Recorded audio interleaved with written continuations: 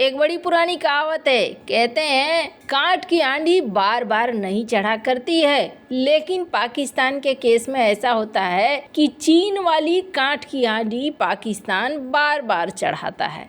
पाकिस्तानी सेना को दोस्त चीन ने बड़ा वाला झटका दिया है। जानेंगे किस तरीके से चूना लगा है और आखिरकार उतारना पड़ा है पाकिस्तान को अपने विमान को। तो वहीं दूसरी तरफ भारत को मिल गई है बड़ी जीत, और ये जीत मिली है मिनरल्स के सेक्टर में। जियोपॉलिटिक्स में इस वक्त बहुत कुछ चल रहा है, जानने को आपको बहुत कुछ मिलेगा। आइए जानते हैं इन खबरों को विस्तार से। पाकिस्तान की सेना को एक बार फिर से चीन ने बड़ा चूना लगाया है। यही वजह है कि पाकिस्तान की वायुसेना एक हैरान करने वाला कदम उठाते हुए इस साल अपने JDK-03 Karakoram eagle airborne early warning and control aircraft को रिटायर करने जा रही है। पाकिस्तान की वायुसेना अब हवाई निगरानी के लिए केवल स्वीडन की कंपनी साब के बनाए 2000 ईरिए अवाक्स विमानों पर भरोसा करेगी। अभी 10 साल पहले ही पाकिस्तान ने भारत के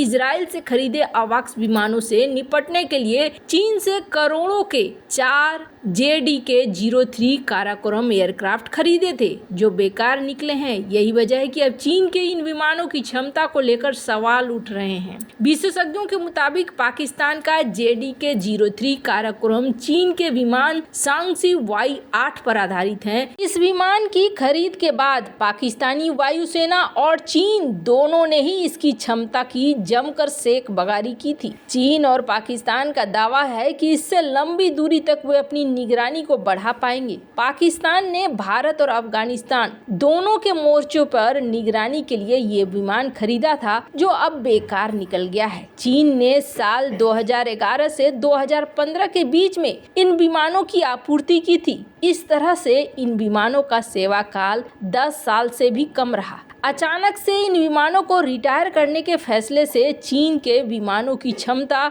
और विश्वसनीयता को लेकर एक बार फिर से सवालिया निशान लग गया है। बताया जा रहा है कि इन चीनी विमानों में तकनीकी दिक्कतें आ रही हैं। इसी वजह से पाकिस्तान के एयर डिफेंस सिस्टम में शामिल नहीं किया जा सका। JDK-03 काराकोरम को लेकर रहस्यमयी बात यह है कि इन विमानों को 5 महीने पहले चीन भेजा गया था और दावा किया गया था कि उन्हें मिड लाइफ अपग्रेड करने के लिए भेजा गया है। वहीं जब ये विमान वापस आए तो उनमें न तो मुख्य रेडार था, न ही सेंसर थे। इसके बाद चीनी विमानों के भविष्य को लेकर सवाल खड़े होने लगे हैं। अब इन विमानों को जबरन रिटायर करने के बाद पाकिस्तान के पास स्वीडन कंपनी के साब के बनाए हुए अवाक्स विमान है। स्वीडन का ये अवाक्स विमान पाकिस्तानी वायुसेना में काफी प्रभावी और विश्वसनीय माना जा रहा है। हालांकि इसकी संख्या काफी कम है, जिससे पाकिस्तानी वायुसेना के निगरानी इलाके में काफी कमी आ सकती है। इससे पाकिस्तान को अफगान सीमा पर भी निगरानी में काफी समस्या आ सकती है, जहां से अभी खतरा ज्यादा बना हुआ है। इससे पहले चीन ने पाकिस्तान को कई हथियार और सबमरीन दिए हैं, जो बेकार निकल रहे हैं। चीन की टेक्नोलॉजी पर पाकिस्तान में बनाए हुए J-17 फाइटर जेट को म्यांमार कबाड़ बता चुका है। यही वजह है कि पाकिस्तानी सेना प्रमुख हथियारों के लिए अब अमेरिका समेत पश्चिमी देशों के शरण में फिर से पहुंच गए हैं। खैर,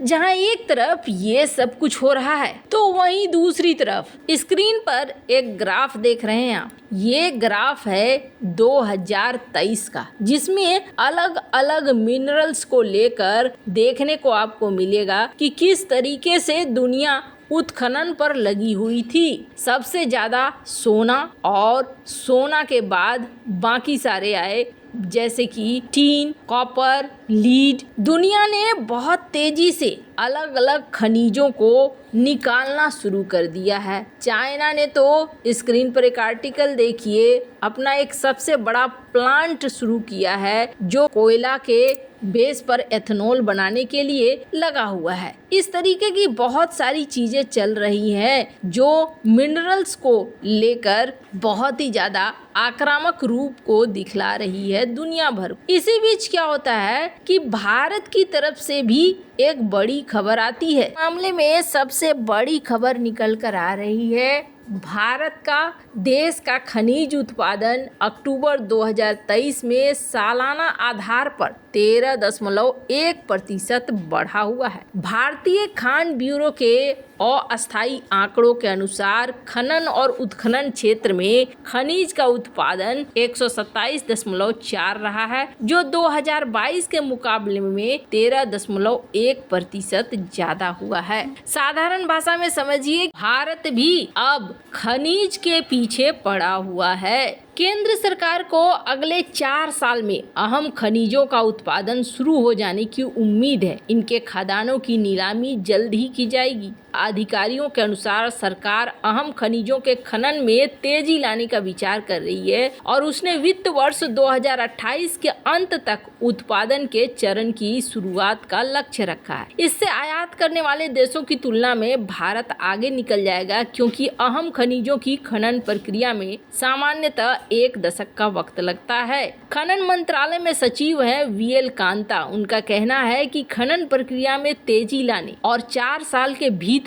प्रोडक्शन में पहुंचने का लक्ष्य है। इंटरनेशनल एनर्जी एजेंसी ने 2021 में एक दावा किया था और संकेत दिया था कि 2010 से 2019 के बीच शुरू हुई बड़ी वैश्विक खनन परियोजनाओं में खोज से लेकर शुरुआती उत्पादन में औसतन 16.5 साल लग गया। IEA की एक रिपोर्ट है जिसमें ये कहा गया कि कई बार 12 साल तक लगे हैं और उत्पादन के चरण में आने तक में 4 से 5 साल लगे हुए हैं। केंद्र सरकार द्वारा अब आनन फानन इस दिशा में काम किया जा रहा है ताकि ज्यादा से ज्यादा खनिज भारत में निकाला जा सके। वैसे आपके मन में ख्याल आएगा कि भारत में कहाँ कौन कौन से मिनरल हैं, तो भारत के कुछ राज्यों में सोने की खदानें हैं जहां से हर साल गोल्ड माइनिंग की जाती है, लेकिन एक राज्य में देश का 80% से ज़्यादा गोल्ड रिजर्व है।